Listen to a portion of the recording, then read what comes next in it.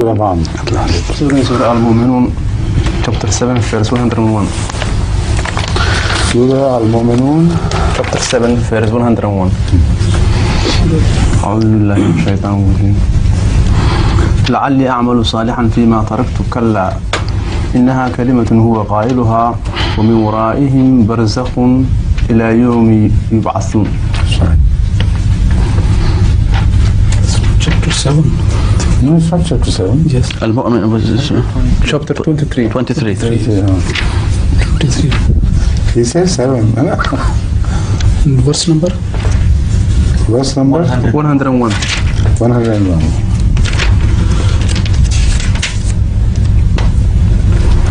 You really, searching for chapter 7? No, he said. He said that, but you should know. Maybe the name was different. No. This thing. Should I read it again? Please do. أعوذ بالله من Which translation, of course? لعلي أعمل صالحا فيما تركت كلا. Reading the previous one as well. Yes. Is this the one? This is the This is that one, all right. حتى إذا جاء أحدهم الموت قال رب ارجعون لعلي أعمل صالحا فيما تركت كلا إنها كلمة هو قائلها ومن ورائهم برزخ إلى يوم يبعثون. The meaning is, until when death comes to one of them, he says, entreating repeatedly, my Lord, send me back, that I may do righteous deeds in the life that I have left behind. That cannot be. It is only a word that he utters, and behind them is a barrier until the day when they shall be raised again. Right. Now, what is the question? ومن ورائهم برزخ إلى يوم يبعثون. And how the prophets get access to them? First of all, what do you understand by the rejection of God, of that plea, which seems to be such a wonderful plea and so sincerely made before God? Please God, return me so that I can do good deeds. Why has God become so hard-hearted suddenly as to reject this plea of a dying person? Ordinary human beings can't, When somebody dies, it's impossible for one to reject that final plea. Even before the condemnation, before somebody is executed, if he's condemned to death, they go to him and say, please tell us first your last wish. And his last wish is fulfilled. And poor man, he is making a last wish, which seems to be a pious one.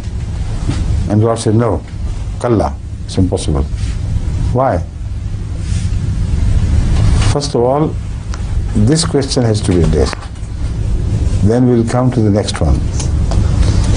This question has been answered already in this verse by a short phrase in between. We say, kalimatun إنها كلمة innaha kalimatun wa qailuha. And this subject is further elaborated elsewhere. That those who say, oh, we have wasted our life, if we are given another opportunity, we'll put it to a better account, they're liars. There is no meaning in their word. Whenever they are returned to the same life again, they always repeat the same wicked actions and wicked behavior. And this has been proved by the Holy Quran in so many ways. By listening to the prayer of those who confront a sudden sea storm and their life is threatened, and they turn to God, oh God, save us, and we will not call partners by your side. And when they return to the earth, they start doing exactly the same thing. They never reform. So by these examples and others, the Holy Quran proves it beyond a shadow of doubt that the rejection of the plea of such people is the only course left to them.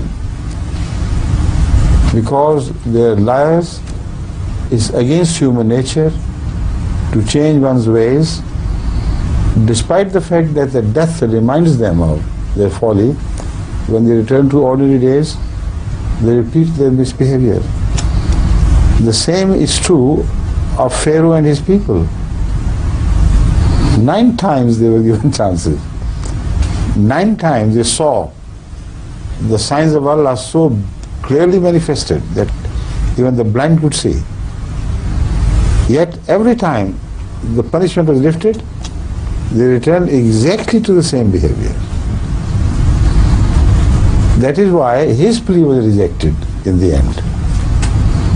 In his dawning moments, he said, I believe in Moses and his God, Aaron and his God, and the people of Israel and his God, and their God. But said, Allah, now? No way. Now is no time for me to accept your forgiveness. The time is over.